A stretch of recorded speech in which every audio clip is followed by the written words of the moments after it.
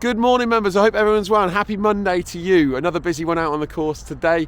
Looking ahead at the forecast, we're relatively dry. We've got a big rainstorm at the back end of this week, so hopefully that comes in and goes pretty quickly and leaves us with some drier conditions so that we can crack on with all the work we've got going on the golf course. You may have seen from the status this morning, we've got another composite course in play with 3 temporary greens again today, I'm afraid. Number 2, number 9 and number 13. Reason for the second is because obviously the turf that we put down. Reason for 9 is we're still doing bunker work to the rest of the 9th hole.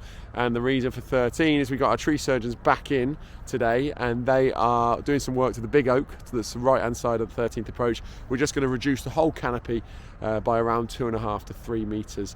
So it's just going to look a lot neater and really tidy up and finish off tidying up the right hand side of that hole after the spruce got removed last week. So like I say, lots going on out on the golf course. The green stuff today, we are cutting greens, cutting approaches.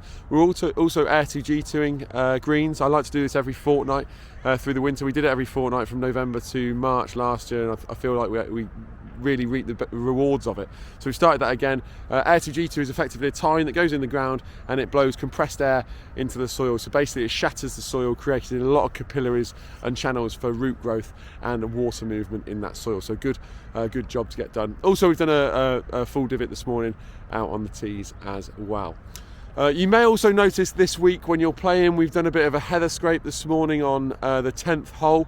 So on the 10th carry, you'll see that we've got a heather island on the left hand side, and then there's like an old track through the middle, and then we've got obviously a heather plot on the right hand side. We've joined those up with a heather scrape, and we've got some brashens, some heather brashens from Royal Ashdown Forest that we stole from them. I get on very well with the course manager, so they have kindly donated some brashens to us that we're going to put on this area, and we're just going to use this example as what we can achieve with a heather scrape. Appreciate initially a heather scrape doesn't look that great, but over time, hopefully you can see from what we did down on 14 and 16 as a club around 8 to 10 years ago, it does come back, and again we can reap the rewards of a heather scrape. So the one on 10, you'll see that next time you play 10. It's not too big and it's not too small, so it's just enough to show what we can do with some heather scrapes. While we're talking about heather, obviously last week, I'm stood on third now, you probably can't see, but in the distance on the right hand side of the third approach, we put some pines in like I mentioned previously, and also some heather islands that I'm really pleased with how they look. So going forward, we're hoping to do a lot more of this out on the golf course. So that's really it from me. I hope everyone's well, I hope everyone's enjoying their golf, enjoy this dry weather, and we'll see you on the course.